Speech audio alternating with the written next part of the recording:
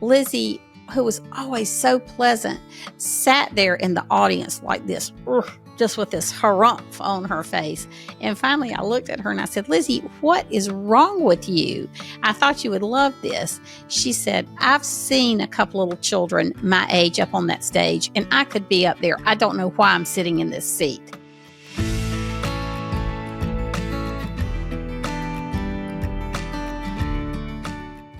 Hello, everyone, and welcome to the Zan Tyler podcast, where our goal is to help you thrive in your homeschool journey. Let me take just a minute to ask you to please subscribe to this podcast wherever you listen or watch, including YouTube. And if this podcast has been encouraging to you, please leave us a good review. It helps other parents like you find our podcast. Well, today I have a very special guest. I'm joined by my husband, Joe. Joe and I are coming up on our 47th wedding anniversary. We have 3 children. They each have wonderful spouses, 8 grandchildren, and 1 great-grandchild on the way. Joe's been a great father and husband and takes great joy in all the relationships in our family. So today we're going to be talking about how to create meaningful experiences with your children, whether in the context of daily life or planned events like vacations. Relationships are really key to a strong homeschooling experience, so stay tuned. I hope you will be encouraged. When my family started our homeschooling journey, there were so many decisions to make. But one of our best decisions was choosing to use BJU Press Homeschool. I've never seen my kids so excited to get textbooks before. I'm amazed by how interesting and interactive the lessons are. My kids actually look forward to them. We use the online video lessons for all our courses, but I know some families choose to teach from the textbooks. What I love is that I can trust BJU Press to uphold our values. The Bible and biblical principles are woven throughout each subject. I'll admit, I was a bit nervous when I started homeschooling, but I've found a wonderful online community of other BJU Press homeschool families and consultants. The Homeschool Hub also makes my job easier. I can set up our schedules and rearrange them with just a few clicks. On the dashboard, I can see each of my kids' progress, and the assignments page shows me quickly what's ready for me to check or grade. I'm glad my son's biology assignments are automatically graded. BJU Press Homeschool has given us the tools and confidence to homeschool our children. For more information, do what I did and visit the BJU Press Homeschool website or talk with your local HomeWorks consultant. Well, Joe, thanks for being with me today on the Zan Tyler podcast. All right. So we're going to talk about meaningful experiences that you can share with your kids. So, Joe, I was going to get you to start off by telling me what you learned about shared emotional experiences when you were in the corporate workplace. Yeah. One common bad phenomenon we had on big projects is people got so close together. And it actually broke up some marriages. I was on a year and a half IT projects. Yeah, you were a project manager for. That's right. I was a project manager on big IT projects. It typically took a year and a half to do an implementation of our system because it was a big mainframe system. This was back before PCs, and the work environment was so intense because toward the end of the project, we would go to work early and come home late. I was talking to one of the vice presidents at this company about this phenomenon of these intense IT projects splitting up marriages. And he said, well, it's the shared emotional experiences that people go through that bring them closer together. And I've thought about that a lot in terms of our family and other families. My dad's family worked through the Depression. They lost their farm. They had to move 4 or 5 times. They had tons of these shared painful emotional experiences. And of course, those emotional experiences can be painful or that bring you together, and they can be positive as well. And if your family's like ours, you've had your fair share of both of those. But in reflecting on that, looking back at great times we've had as a family, I realize how often those were the great moments in our family when we all got real excited about some new adventure or we experienced even some pain and tragedy in our family, and it really pulls you together. It made me think about how in our families, we're really to use everything that happens in our family for the benefit of the gospel and the benefit of bringing us closer together. In Deuteronomy 6:4, there's this great verse. He says, "Listen, Israel, the Lord our God, the Lord is one. Love the Lord your God with all your heart, with all your soul, and with all your strength. These words that I'm giving you today are to be in your heart. Repeat them to your children. Talk about them when you sit in your house and when you walk along the road, when you lie down and when you get up. Bind them as a sign on your hand and let them be a symbol on your forehead. Write them on the doorposts of your house and on your gates." There are a few other verses, too, that are real instructive here. In one recapping of the Ten Commandments, the author says that children obeying your parents is the first command with a promise. And again, there's a verse in the New Testament that says, "Don't exasperate your children." Taking all those things together, it does give us a picture of what we experience in homeschooling, doesn't it? Where we spend all this time together, driving to events, driving back from events as a family, all this time together that we have during the day, whether kids are doing their workbooks or whether they're watching some kind of instructional video, no matter what it is, the scriptures are clear that we're to take every opportunity to train our children. Someone said one time that things are better caught than taught. That is to say, your children are watching all the time, and they will pick up little tidbits from you, whether you know they are or not. Like how we respond to some problem another family may be having. How do we respond to some problem that one of their best friends is going through? Do we respond like those that are walking with the Lord and really see everything through the lens of Scripture, or do we respond out of emotions? One thing I think about, of course, I'm not a big camper, but I did camp with the kids some. You camped with the kids a lot more than I did. Thank you very much.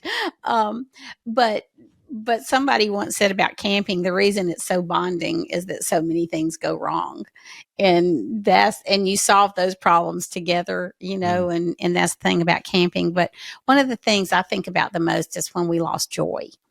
And Ty and John were 5 and 7, and I was pregnant with a little girl. We were in the middle of a big legislative debacle in South Carolina and over homeschooling. And I just started having a lot of pain.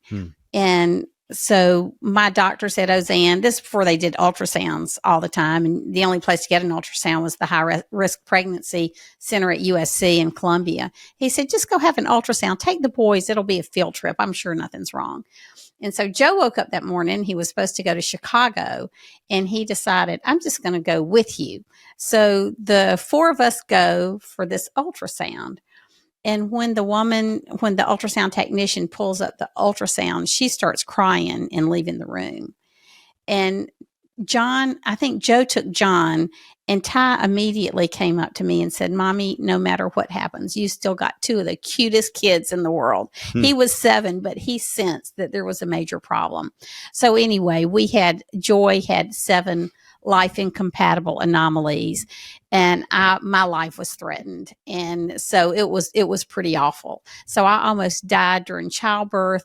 Joe and I ended up having to plan the first public hearing from South Carolina in my hospital room because we had 60 days to get all of the information into the State Department of Education.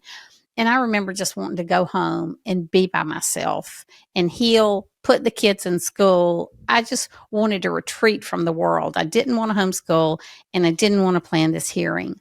And yet it was in the midst of all of that, having the boys home and working through our sadness together and putting together a public hearing in the midst of tragedy, I can't even explain what a bonding experience that was for all of us. And then when Lizzie came a year and a half later, it was just total joy. And the joy was so much greater and the sweetness was so much sweeter. But those were so many shared emotional experiences packaged into one thing. And I'm so glad you shared that term with me. And I'm so glad you were so present in all of that with us, because it did just make it just something that could have been so awful. And we still celebrate Joy's birthday every year on March 12th. But it was, I'm so glad we were homeschooling and that we did go through all that together. Mm-hmm. That truly was a huge shared emotional experience. I think the boys, all of us, went through that together. And, it reminds me, too, of the beauty of homeschooling, because even as they got older, the calendar was not controlled by someone else, that we could respond to stuff that went on. I know that when I had a uncle that was close to us and that was very close to my dad when he died, I think we were the only extended family that was really able to be there, other than the ones that live locally. And that was a precious time, 5 hours up talking about death and the resurrection, and 5 hours back talking about the same thing. I want to flip now to some other things that families experience. These are more of the good times of our family experience. Vacations are always so looked forward to, and we spend all year really planning for that time when we can get away. I know other families are able to do this more. Maybe they have a camping trailer. Maybe they do tent camping. They just can do things on the spur of the moment to get out for a weekend. And certainly we did our share of that too. But some of our greatest memories as a family are those vacations, because and now that we have adult children and grandchildren, it's really one of the only times of the year the entire family gets together and has such extended time together. Yeah, a week at the beach, which we just love. Absolutely love it.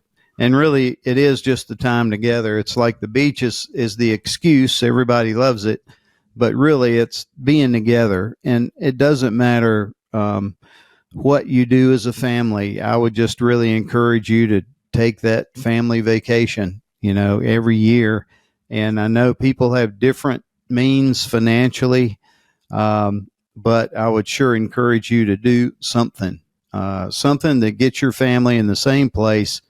I read a book not long ago about the digital Babylon, they called it, and this author was talking about screens and how they can cause kids to be isolated and distant from one another in the family, and how important it is to have that digital sabbatical where your kids are not on their screens at all. And certainly vacations are a great time to do that. There's just something about being outdoors too that's just so good for wherever you go. It's a phenomenal experience. Some of the funniest things I remember about the beach is the kids would all be ready first thing in the morning, but Joe would have had to work right up to the day we were leaving, and I was running a homeschooling organization, and we were homeschooling, and I'm not a great packer anyway. So the kids would go sit in the car. We would always use our sister's house at the beach, which was so nice down in Florida. And they would sit in the car and wait for hours until we finally got our acts together to leave. And then it was like an 8 or 10 hour trip. Yeah, and sometimes right. We'd get there at 2:00 in the morning. But it was just, it was the tradition of even the silly things and the fun times. And you'd get everything ready to go to the beach, and you'd pack a lunch, and the lightning would set in, and you'd have to go back. Yep. But then there were just the great moments in the ocean, and I think you talk about our first experience snorkeling there. Yeah, I'll never forget. We had been going down to Florida. We had been down there a couple of years, and one of the kids brought one of these really cheap plastic masks, and he put it on, and looked in the waves and saw all these tropical fish, and he came and told me. And so I went out there and confirmed, yep, he really did see that stuff. So we got snorkeling gear, and we spent a lot of time snorkeling, and that was just so awesome. I still have very vivid memories. One in particular, there was a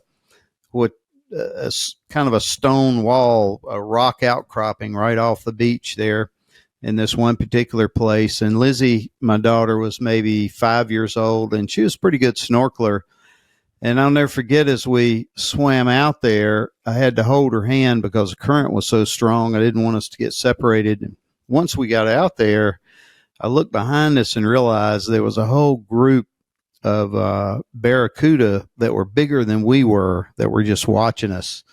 I don't know, created a certain sense of awe. I think we need to have those kind of experiences together. I think it scared Lizzie half to death at first, but maybe she was comforted that I would be eaten first. I don't know, but she braved it. She toughed it out. It was very exciting.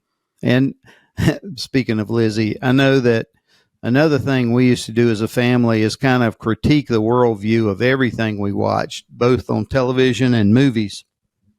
I'll never forget, Lizzie, one time, there was some movie we rented that dates how long ago it was. And she was really excited about seeing it. And she said, Mom, if I promise not to be corrupted by the worldviews in this movie, can we just watch the movie and not pause it and talk about it?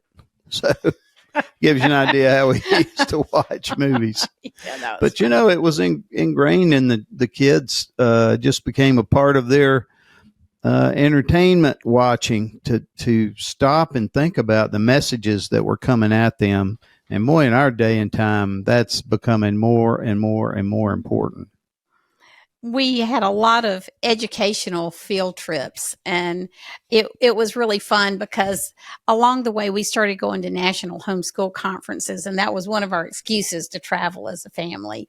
I remember one time we flew out west, and we rode the Oregon Trail for a while, and just did some things educationally that were vacation, but just seeing different parts of the world and traveling together were so bonding, and an education you can't get in a schoolroom anywhere.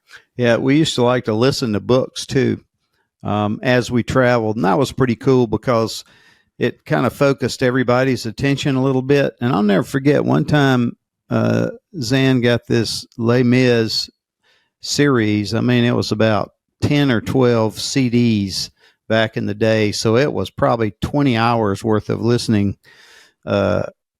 pleasure, I should say. very difficult to follow. I mean, it was hard for me to follow, and we thought the kids were just kind of sleeping on and off and weren't paying attention. And lo and behold, we pulled up in the yard, and we still had one to go, and they wanted to sit there and find out how it ended, which really let me know they had been tracking with this thing the whole time. So they're incredible. Yeah, and that's the thing about that that's really cool is your kids are listening to books that are way above their reading level, but not necessarily their comprehension level. Yeah. And you can stop and you can talk about vocabulary. I mean, with Les Mis, we just talked about what was going on in France, all the history of revolution and all of that. And that was really interesting. And, but we got home and we had one CD to listen to. Yep. And we sat there in the yard and listened to that one CD. Probably left the car running so the battery wouldn't run down as we listened to it. But there are lots of great things you can do together as a family. I know a lot of families do lots of board games. We had a pastor at one point that had spent time in Germany. He had been a chaplain, and he talked about how when he was overseas, the family almost every night would clear the table and discuss what the kids were learning, and they were homeschooling. And he told me later, when they came back to the States, they felt a little pressure to support the Christian school attached to the church. So they put their kids in the Christian school. And he said that kind of put an end to a lot of the unplanned game nights they used to experience. And I've seen this before with other families when even when the kids start going to good Christian schools, sometimes it causes the family to be not quite as close because all of a sudden the kids develop friendships, close friendships outside the family. So anyway, just 2 cents about guarding your family and keeping them close. Zan, maybe you ought to tell us about Lizzie and fine arts and all that. All right. So, Lizzie, the boys were really heavily involved in sports. And as they got older, civic pursuits, because they really lived at the legislature with me while we were working on homeschooling legislation or in court over homeschooling for 8 years. And the boys were 9 and 7 when Lizzie was born. So, Lizzie missed a lot of that. But the things she really loved were the fine arts. I can remember when we took her to a play at our community theater, sort of like a variety show with singing and dancing and little vignettes of different performances. Lizzie, who was always so pleasant, sat there in the audience like this, just with this harumph on her face. And finally, I looked at her and I said, Lizzie, what is wrong with you? I thought you would love this. She said, I've seen a couple little children my age up on that stage, and I could be up there. I don't know why I'm sitting in this seat. So she was really mad. She was just sitting there. But that prompted me to get her involved in some things. So she had some, at her request, this was nothing we pushed. She had some dance lessons early on, and the director of our community theater lived in our neighborhood, and our son Ty was close to her. And so he got Lizzie really involved in community theater to begin with, and she had some lead roles as a child, and she just loved it. She thrived on it. But there again, that was so family oriented. I can remember, of course, even when she got into her teenage years, early teens, we never left her at the theater by herself. So one of us was always with her, Joe or me or Joe and the boys, or when the boys started driving, one of the boys. And so it was really a family thing. And the boys would end up knowing all the songs and all the lines because they had sat through so many practices. It's funny. One of them every once in a while will still break out in song about the Velveteen Rabbit. But those were really great learning experiences. And then the theater is just its own teacher in terms of roles you get and roles you don't get, and people who, just things that go on. And so we were just glad to be there. But Joe, it was really, really fun because Joe loved musical theater. So he was real involved with Lizzie. I can remember when Lizzie was Annie at our 50th anniversary production of the community theater. I was a nervous wreck and trying to be calm. Lizzie was probably 9 or 10. Mm-hmm. And I know she was nervous. And Joe just picked her up and looked at her and said, Lizzie, just don't embarrass the family. It was just something to make her laugh. And she died laughing, and Joe laughed, and everybody was fine. And now that's what we tell each other. Well, the crazy thing is, I used to wonder sitting there what future value participation in musical theater would have for Lizzie, because it was so time consuming, and our director loved to practice at night, late into the night. I really wondered what all the kids did that were in school, because they couldn't sleep it off. They couldn't sleep in the next morning like we could allow Lizzie to do when we had a late night. But I used to question, what is the future value going to be? What is this leading toward? And I thought, well, memorization, that's valuable, because I know so many times I have to memorize things so that I can use them later. But really, it was a pretty direct link to what Lizzie does today. She's a news producer and at a major network, and she has to create basically a play every day, timed down to the second. They have breaking news now and then where something will happen nationally or locally that they have to break in their coverage for. So really, so many pieces of musical theater really did directly link to the career that she has today. The other thing that launched her interest in that was we had lots of reporters in our home that were doing stories back in the day on this new phenomenon of home education. And Lizzie just grew up seeing that go on, and I think that helped develop her interest as well. And her appreciation for the way the news can shape the way we look at things. Yeah, public opinion becomes a part of the culture itself. It really does.